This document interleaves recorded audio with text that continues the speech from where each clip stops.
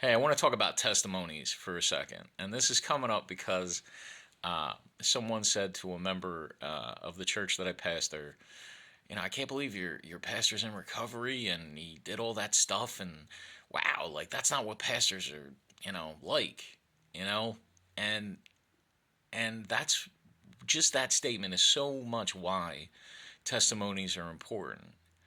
Because if we act fake, if we act perfect, then we set this thing up where God works with the holy people and not with the other people. And we're perfect and you're not. And go to us and, you know, maybe we'll judge you, maybe we'll hate you, maybe we'll throw you a crumb. But when we're honest about our testimonies, and not everything's for everybody, don't go talking about your marriage conflicts, to every person in the world. But for me, I grew up in a horrible abuse, mental health issues, severe mental health issues in my family, addiction. As a teenager, I entered into substance use, and it was bad. And when I was 19, I woke up after a blackout. My mom was spitting tears. I had wrecked the whole home, called her every horrible thing you could call a person. Was trying to sleep in a bush that night.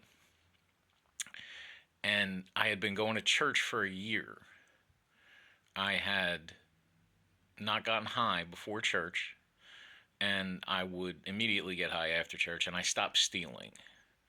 That's what I was kind of trying to barter with God. Like, hey, if I stop stealing, I go to church, please, like, take me out of this suffering and let me still drink, vodka. I was trying to barter.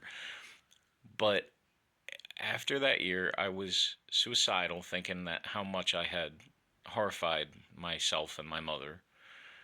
And I wanted to kill myself. And something said to me that I believe was God, give me a shot. Just give me a shot. I checked myself into a treatment program. I got kicked out for not accepting medications that I knew I had abused previously. And the next day or two, I met a girl that was going to meetings, and I followed her in because I thought I'll go and get married to that girl. And nothing ever became of her and I, but I heard you can have a life where you don't have to suffer from a drink or a drug again. And I kept going to that program, kept going to church, and now I'm a pastor, I'm married, I have a child, I help people throw out drugs and, enter into recovery. And that's all God. That's all God.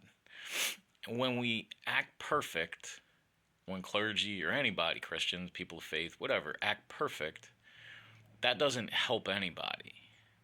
It just makes it into you're perfect and I'm not. And,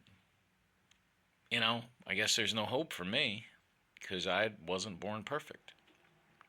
But when we acknowledge where we come from, the Bible, every character shows in the page how flawed, how struggling they are.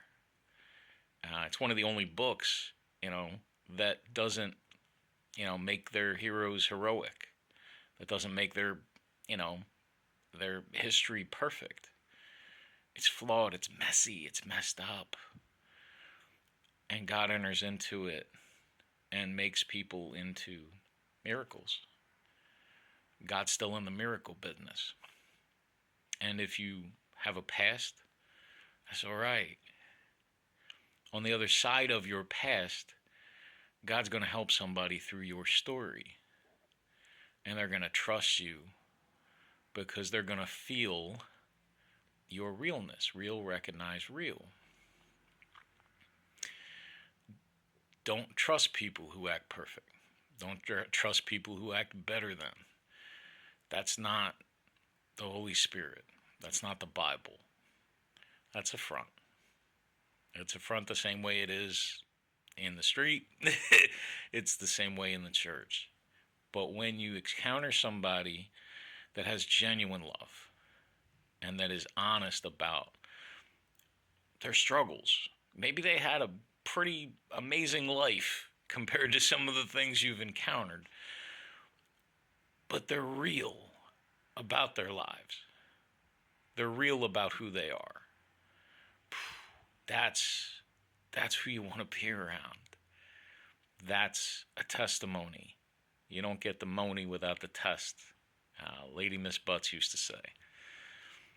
So today, be encouraged. Whatever your past is, the church isn't going to catch fire when you walk in a building. And God's not going to, fall off the throne with shock. God is in the business of helping flawed and broken people, because there are no other people. God bless you. I love you.